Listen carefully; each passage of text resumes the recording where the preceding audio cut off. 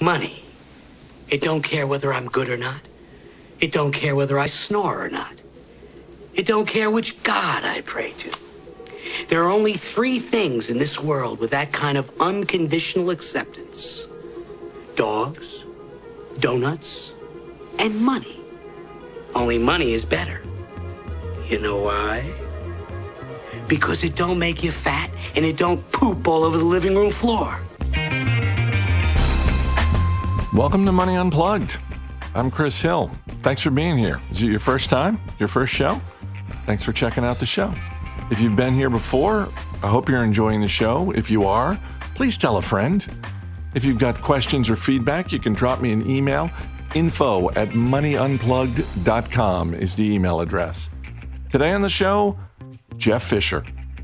Not only is Jeff one of the smartest investors I know, he is probably the most thoughtful.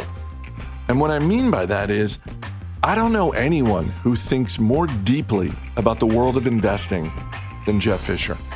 We worked together at the Motley Fool for 20 years, and despite all that time together, when I was driving over to his home in DC, I realized there are plenty of things about Jeff and his life that I just didn't know at all.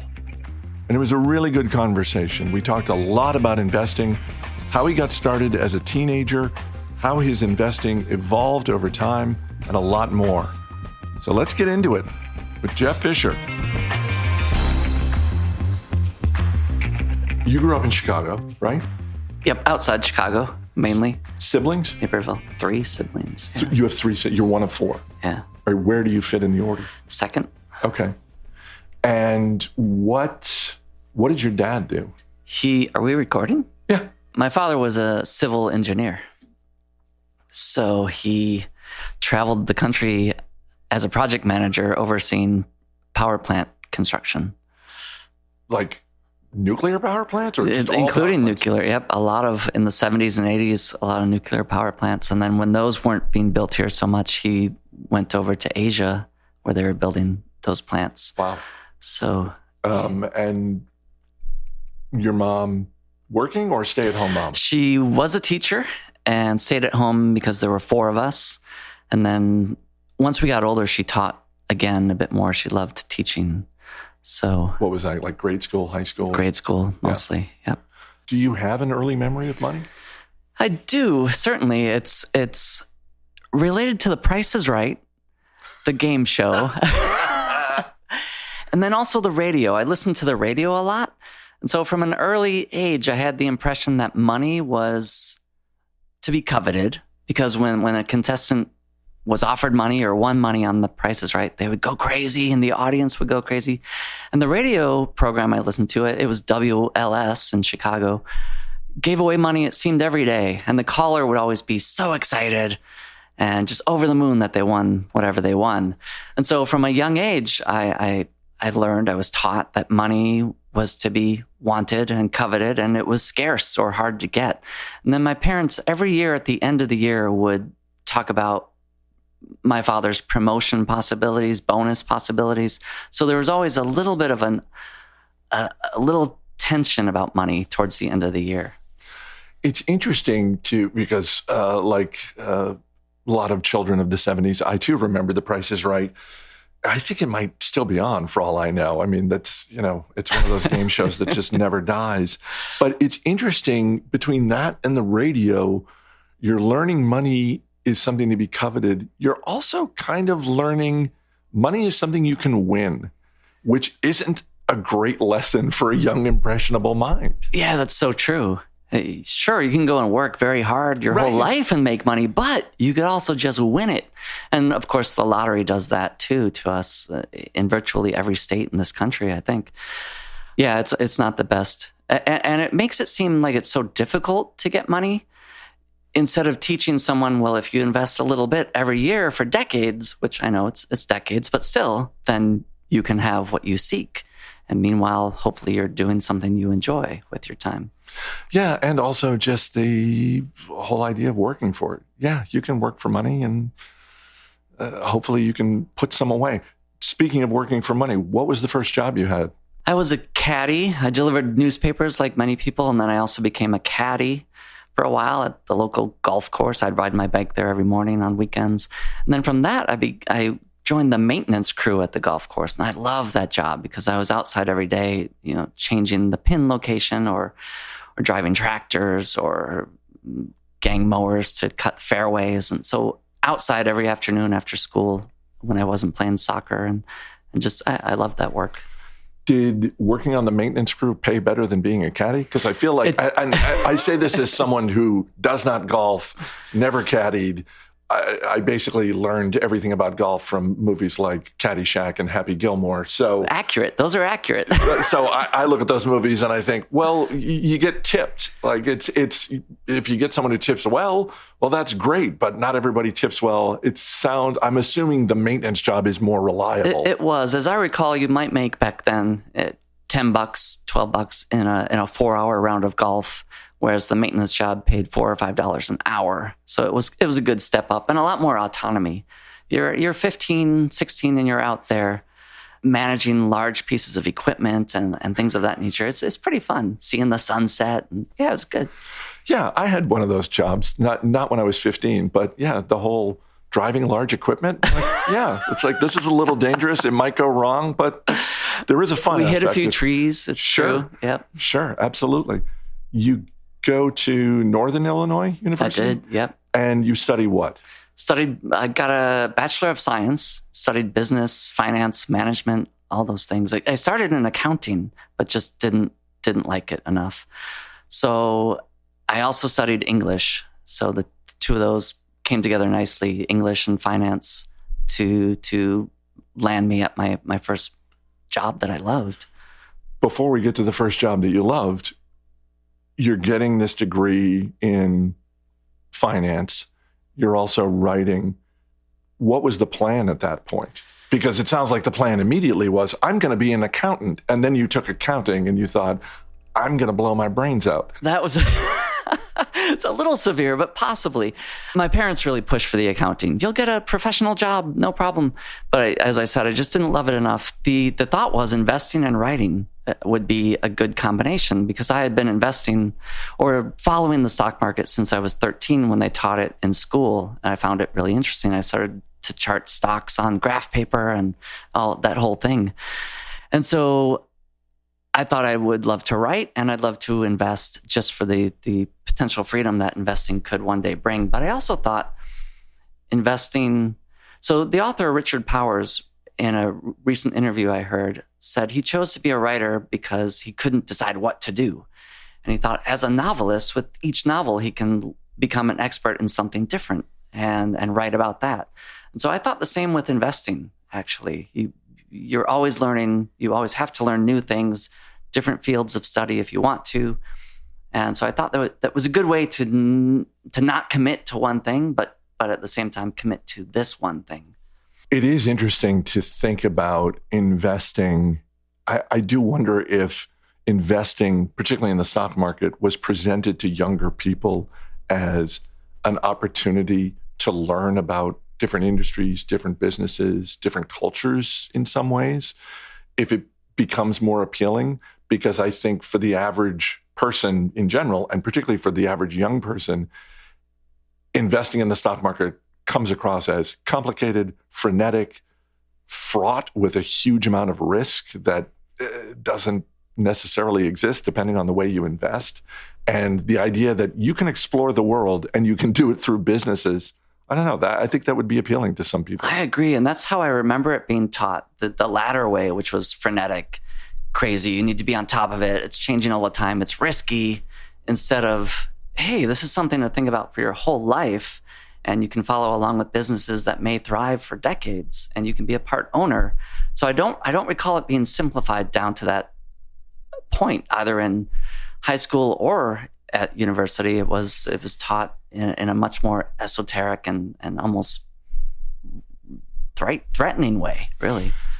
I may be misremembering this, but did you buy your first stock right after the crash in 87? I did, 1987. I was 17.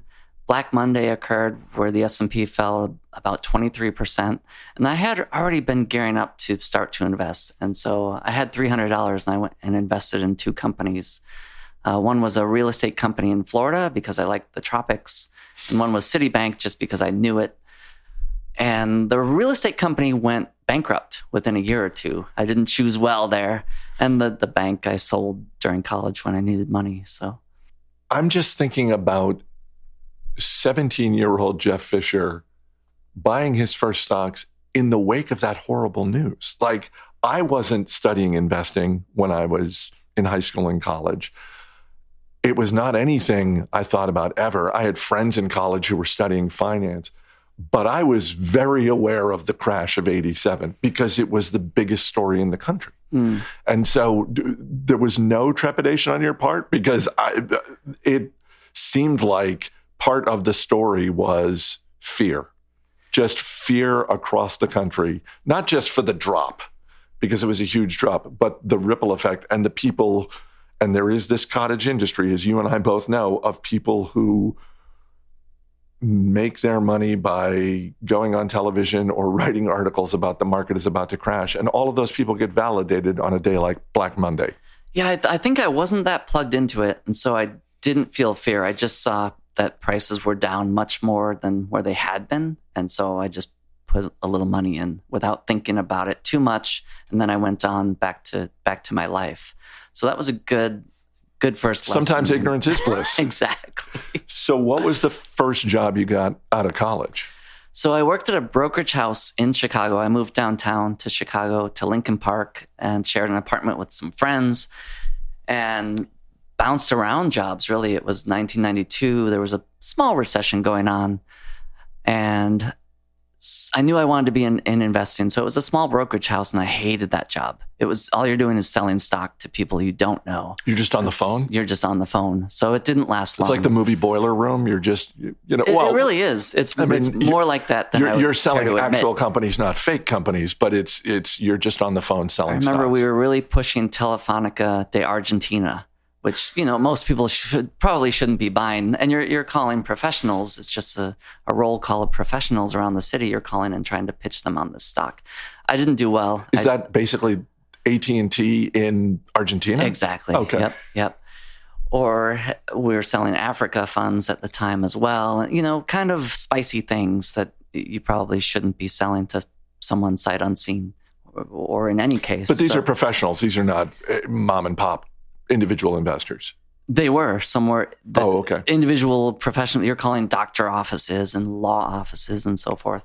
So I didn't last long there at all. I just didn't like it. I stopped going. So what job do you get that starts to make you light up and think, oh, okay, this is more of what I'm interested in? So I went and bought a computer, a new one, an IBM PS1, something like that, plugged it in the apartment, and the first thing that popped up was the AOL logo. And I was curious about that, so I signed in. And the first thing I saw then was the Motley Fool logo on the home screen of AOL. And I clicked into that. It was the first thing I clicked in. And I ended up on their discussion boards where everybody's talking about stocks. And I genuinely, that's almost the only place I ever went on AOL, was the Fool. And I started writing on those boards quite a bit. And that soon led to an offer to contribute to the Fool. So that's how that unfolded. When you find that discussion board in the early days of the internet, do you start to think to yourself, oh, these are my people? Like these are other investors just like me. We're all interested in the same thing. Definitely. There was a lot of smart discussion there, in-depth discussion. But I think what really made it different was the Motley Fool co-founders, Tom and David Gardner, wrote a daily column, and they're long-term minded, and they're in their 20s.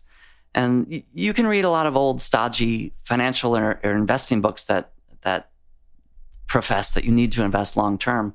But when you hear it from someone your age, a peer, and said in such a fresh, exciting, and really smart language, their writing every day was really, and still is, great. That drew me in, and I felt like I had community here. And it also set off light bulbs. Like, okay, even though I am young and you're inclined to trade actively and so forth, actually, this is a great time to think long term and to team up with the companies like you like best and see how they do for 5-10 years. How do you, as a young investor, start to find, for lack of a better word, your guardrails in terms of investing? How do you find your approach? One of the things Morgan Housel told me when I sat down to talk to him was he talked about the evolution of his investing life starts with him basically being a day trader, being very short-term minded, that sort of thing. And then over years, he morphs into the person he is today, which is he's buying broad indexes, he's putting money away on a regular basis, dollar cost averaging into stuff. How do you begin to find your way? Because I'm assuming if you start from the standpoint of this is a way to explore the world, at some point you end up in a place where you just think to yourself, oh, I shouldn't be here because this is not working for me at all. Yeah, I think similar to Morgan, I was more actively trading early on. I was always drawn to technology like many of us. So I was buying things like Oracle. And if it would go up in a few weeks, I might sell it and then look to buy it again less at a lower price and so forth. So it really took time to click where this isn't working consistently. And it's also a lot of work. And then the community, really joining the community of long-term thinkers really helped. And of course, you see it now still, Chris, on Reddit, where there's the YOLO mentality and a lot of short-term trading or using leverage and so forth.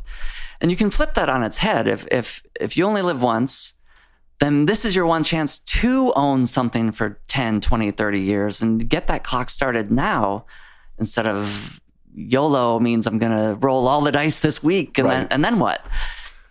I was laughing before because you touched on something that never really gets talked about. And I understand why it never really gets talked about because it's far more exciting to post a video on TikTok about here's the trade I made and here's how to get rich in a short amount of time. And something you and I have talked about in the past with others is, boy, day trading seems exhausting. It seems like so much work. I'm supposed to sit there for 8 hours and pore over charts and all that. It's like, no, it's just so much easier to do the research up front. And if you do find an above average company, let compound interest work its magic for you. And that may be even more true now because the last handful of years, the vast majority of the S&P 500s and thus the NASDAQ as well, of its gains occurs after hours between the close and the open the next day. So the open the next day is a gap up. And that happens consistently. And over the last several years, it's something like 80 to 90% of the gains have been in off-market hours. So you have to stay invested overnight to realize that. Yeah, whenever I see every once in a while, there'll be a headline about expanding the trading day. I just think, okay, you do whatever you want. I'm not changing the way I invest just because the market is now open till 8 o'clock at night or I something agree. like that. Yeah, I have mixed feelings about that. Schwab just recently started offering, I think it's 24/7 trading. And I'm not sure I guess if you really need liquidity at some point, that's nice, but I'm not sure what the advantages are otherwise.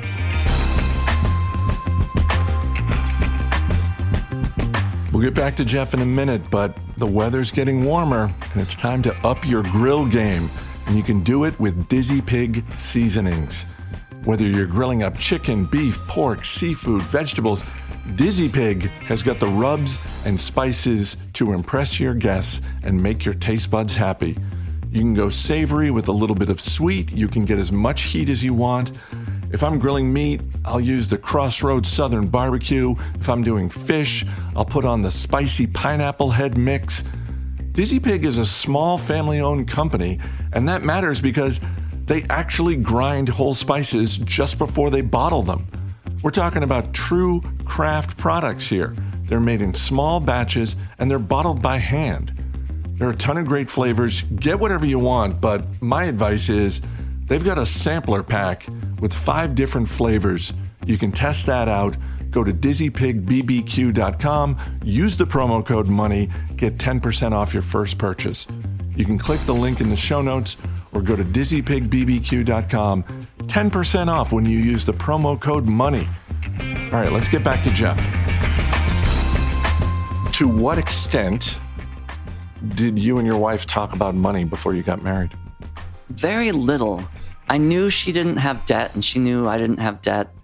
We had been together about 5 years, so I knew that she was how she spent money and what she valued and so forth. So probably intuitively, we knew more than we ever spoke about because we never actually sat down and talked about it. And we still rarely do.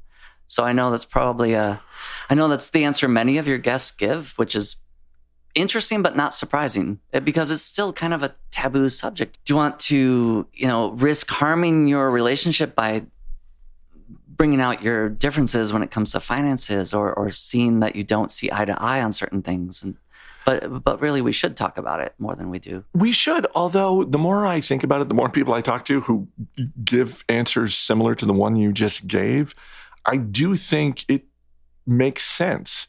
If you're with someone and you are paying attention, you're going to see how they value money. You're going to listen to how they talk about money, spending it, saving it, what they splurge on, all that sort of thing. So yes, you should talk about it. You should talk about the financial aspects that come with, we're sharing a home now. We're sharing bill paying now. Like there are some tactical conversations that need to happen there, or at least should happen there. But I think you can, if you pay attention, pick up pretty quickly how someone values money. Yeah, I think you're right. And what I saw growing up was my father was the main income earner, and the checks went right into a shared account, and my mother managed all the finances, all the bills, everything. So, but I didn't really see them talk about it much other than when there was an issue. And so at some point every year, there would be an issue. We're a little short on this, we're shy on that, so it was more a stress point than anything else. Yeah, but as a parent, now that parents have conversations ideally away from their children. Like sensitive topics, it's like, let's not talk about this now in front of the kids. Let's do this later when they're asleep, something like that. Did you approach money with your son the same way that your parents approached money with you? Differently. I wanted him to understand the work that I did and the benefits of owning parts of companies. And so, of course, with children, it's very easy to talk about a company that they can relate to, whether it's Disney or Apple, and tell them how you can buy a tiny slice of that company and you partake in the profits over the long term. And so I did explain it to him, and he gets it. He thinks it's cool, and that's about the extent of it. Right. He doesn't want to do it himself. He's not going into finance, but it's good to have that talk with him about money. It's also interesting that it seems like, at least with our child, they come pre-wired to either want to save money or spend money frivolously or what have you. So it seems like a decent part of it is personality. And he happens to be a saver and a very careful spender so far. And I can't really take credit for that. That's just who he is. No, I think that's great. And it's interesting as a parent. I think it's one of the interesting things as a parent to watch that evolution in children. Also watch how they interact with their friends because they start to have those conversations as they get older into their teenage years, whether it's an allowance or a job, they start to get money. And then you look at, well, what are they doing with it? Right. Yeah. And he's careful to spend it in his case. He's at college now, and he'll want something from Amazon and he'll ask me to buy it and ship it to him. And I say, well, you can afford this $5 book. He's like, Do you ever offer it and be like, I'll do this. There's a little bit of a handling charge. So the next time you're home, I'm just going to tack 10% onto this bill. I mean, sometimes I do make him buy his own things. It's an important thing to learn how to spend your own money and what you value and what you don't value. And of course. Absolutely. Like anything else with kids, if they can have situations where they're a little uncomfortable, they make a mistake, but it's not a terrible mistake, whether it's a physical injury or, I lost this amount of money. It's like, well, better you lose $20 than 2,000 or, something really damaging. Right.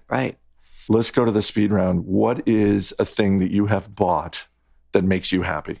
So not much that I buy makes me happy. I've learned material things can lead to anxiety. Really? Or downright despair. Like your car gets a dent, or your new couch gets a rip in it, and then I at least tend to overreact to that, or at least historically I have. Like it's just a thing. Why do I care so much? So something I bought that has brought me nothing but enjoyment is on the wall right there, Chris. It's a painting of a sailfish, a life-size sailfish by James Prosek, who is an American naturalist and painter. And we've had that 10 years now, and it brings me nothing but delight. It just hangs on the wall. I love looking at it. It's a good story. He's a friend. And that's the sort of thing that I've bought that I do enjoy having.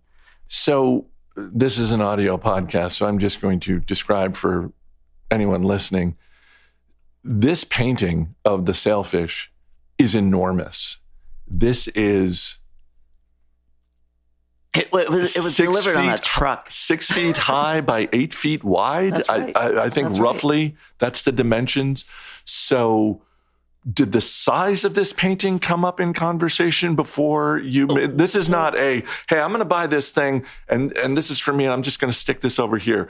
This is an enormous painting, and a conversation with your wife had to have happened. We had to make sure it would fit. And James Prosek has an exhibition going on in Morristown, New Jersey right now through June. So I definitely recommend it. He's called the Autobahn of Fishes. He's painted so many fish from real life photos, life size in each case, including this 7-foot sailfish, which was from off the coast of Costa Rica, caught, photographed, released. We had to make sure it would fit on the wall, and then it's the largest single piece of plexiglass that was available, so that worked out nicely. And then it was delivered on a truck by a bunch of men, and so yeah, that's something that I love and has never caused me any angst. Nice. Have you ever made a purchase that you regret and you still think about it sometimes? I do, and I think about it more than I should. It's kind of a funny lesson. It's outdoor gear and clothing. And although I like it, I was considering one brand higher that would have cost, $300 or $400 more for that higher quality brand. And so for the last few years, every time I pull out the gear and the equipment, although I like it, I wish I had the step up. I think I would just enjoy that more. So for me, the lesson is if there's something you're really thinking would give you more enjoyment and you would value it more, just spend the extra if you can to get it. Because every time, I want everything I own to bring me pleasure when I use it or look at it even, and kind of simplify your life down that way. So yeah, some outdoor gear. What is one thing about money that you wish you knew earlier? Well, money doesn't equal purpose. I think purpose is more important than money, definitely. So I worked 30 years, I invested all that time. So hopefully, if you do that, you reach your financial goals, but you still need purpose at the end of that road or at that point in the road. So people who live a purpose-driven life, I think, are doing it right. And hopefully the financial security will follow. If you're mainly living to have financial security, that's what you're doing, and many people do, then try to make sure you have purpose alongside that, and then that you'll have purpose once you do reach your financial goals as well. That seems to be, I think, the main lesson in life I've learned. What is the last thing you splurged on just for yourself? Oh, just for myself. All right, well, I'm going to stick with this thought. It was tickets for Paul McCartney. And my younger sister and brother-in-law were in town to see Dave Matthews. This was 2 summers ago. And that was a Friday night. And Saturday night, Paul McCartney was playing up in Baltimore at Camden Yards. And I really wanted to go. And they're much younger than me. And they're like, they don't really have a connection to the Beatles at all, even less than I did. But I wanted to go, and so I splurged and bought last-minute tickets for all of us. Good seats, because we're going, and I want them to enjoy it. And that was a great night and a great memory. And I think that's another thing many of us learn is experiences are worth a splurge, I think, as much as anything. Absolutely. Travel, experiences like that. So, yeah, that was a splurge that included them, but it was really because I wanted to go. Yeah. And they you were in the town. impetus for that. Yeah. No, I think that particularly if you don't go to a lot of live events, paying up for good tickets is just going to make the experience so much better. Yeah, true. When you're that close and you can see everything that close and now remember it so well. And yeah, it's really fun. What is a charitable cause that you like to support? I like to support the Big Life Foundation. It's at biglife.org. They work in Kenya and Tanzania, protecting about 2 million acres that is mostly not in parks, but connects parks.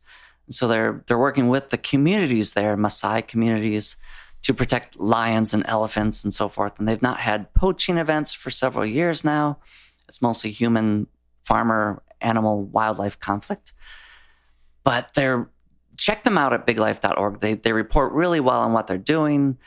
They're very transparent with everything they do. They have great content. And it's a pretty fascinating study in seeing how, the population is exploding there. How can this be done while still maintaining a very robust wildlife population as well? Do you have a favorite movie or TV series that has to do with money? So The Great Gatsby comes to mind. Was a movie, of course, also a book. And it came out in 1925. So it's 100th anniversary. I was just reading about it a few days ago. So that's why it jumps to mind. What a great story about wealth in America. And if you get it, you're measured by that success, but not only that you reached it, but how you reached it matters. And if you didn't reach it the right ways, you can be judged for that, or there's suspicion around you.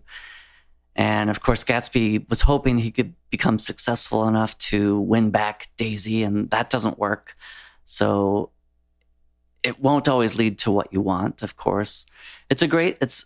I think it's still a really relevant tale of American wealth and success and the emptiness that it can lead to, the shallow friends that he had and the ultimate failure of what he was trying to achieve through that wealth. So yeah, that's a great book.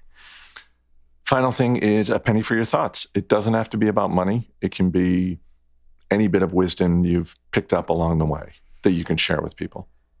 Well, podcasts aside, because I love podcasts, especially in the car driving, I would say try to be online less. It's spring here in this hemisphere. It's beautiful outside. Many of us have been online a lot this winter. All these studies keep showing that you should really limit how much you're online and be more out in the world and start to see friends. Just make plans to get together, and it doesn't have to be a big deal. Just get out there and enjoy spring and summer. There you go. If you'd like to get investing insights from Jeff, he posts his thoughts for free on a regular basis on Twitter. His Twitter handle is @OptionWell. It's in the show notes. I'm Chris Hill. Thanks for listening. I'll see you next week.